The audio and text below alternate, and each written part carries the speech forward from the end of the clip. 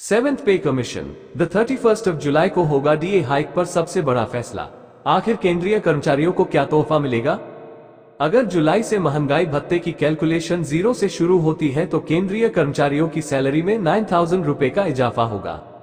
ये इजाफा सबसे न्यूनतम सैलरी पर कैलकुलेट होगा। अगर किसी केंद्रीय कर्मचारी की बेसिक सैलरी 18,000 रुपए है तो उनकी सैलरी बढ़कर 27,000 रुपए हो जाएगी। ऐसी ही किसी कर्मचारी की सैलरी 25,000 रुपए है तो उसकी सैलरी में 12,500 रुपए का इजाफा हो जाएगा। ऐसा इसलिए होगा क्योंकि महंगाई भत्ता रिन्यू होने पर इसे बेसिक सैलरी में मर्ज कर दिया जाएगा। हालांकि आखिरी बार 1 जनवरी 2016 में महंगाई भत्ते को शून्य किया गया था। उस वक्त 7 वेतन आयोग सेवेंथ पे कमीशन की सिफारिशें लागू हुई थी। केंद्रीय कर्मचारियों के लिए महंगाई भत्ता AICPI इंडेक्स यानी CPI IW से तय होता है। इसे लेबर ब्यूरो हर महीने के आखिरी वर्किंग डे पर जारी करता है। हालांकि ये आंकड़ा एक महीने की देरी से चलता है। मसलन जनवरी का आंकड़ा फरवरी का आखिर में आता है। इंडेक्स के नंबर से तय होता है कि महंगाई भत्ता कितना बढ़ेगा।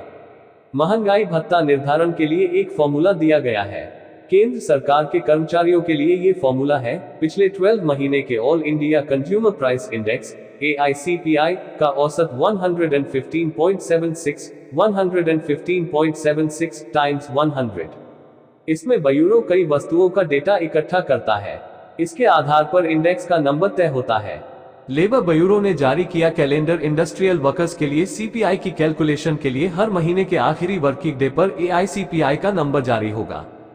इसके लिए इवेंट कैलेंडर पहले ही जारी हो चुका है। इसके मुताबिक 29 फरवरी को जनवरी का CPI नंबर जारी किया गया था।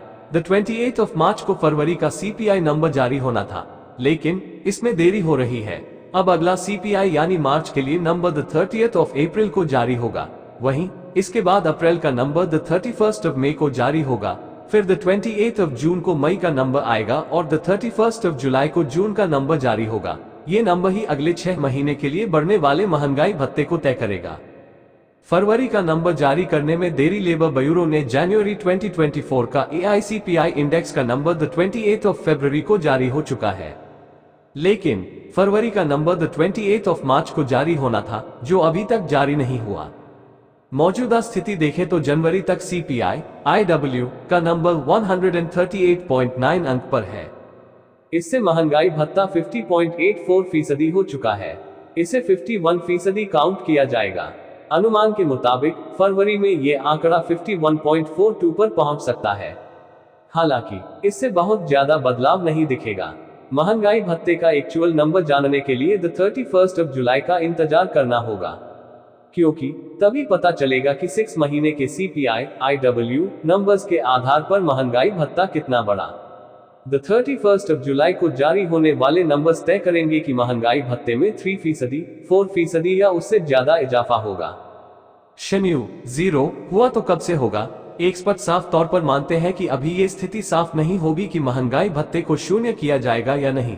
जुलाई में जब फाइनल नंबर आएगा तभी स्थिति स्पष्ट होगी कि इसे शून्य किया जाएगा या फिर कैलकुलेशन 50 से आगे ही चलेगी। ये पूरी तरह सरकार पर निर्भर करेगा कि महंगाई भत्ते की कैलकुलेशन कैसे और कहां से होगी। अगर जुलाई से महंगाई भत्ते की कैलकुलेशन 0 से शुरू होती है तो केंद्रीय कर्मचारियों की सैलरी में 9,000 रुपए का इजाफा होगा। ये इजाफा सबसे न्यूनतम सैलरी पर कैलकुलेट होगा। अगर किसी केंद्रीय कर्मचारी की बेसिक सैलरी 18,000 रुपए है तो उनकी सैलरी बढ़कर 27,000 रुपए हो जाएगी।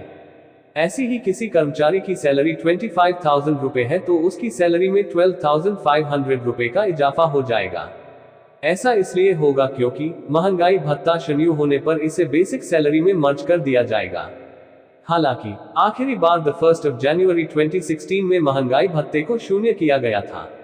उस वक्त 7 वेतन आयोग 7th पे कमीशन की सिफारिशें लागू हुई थी।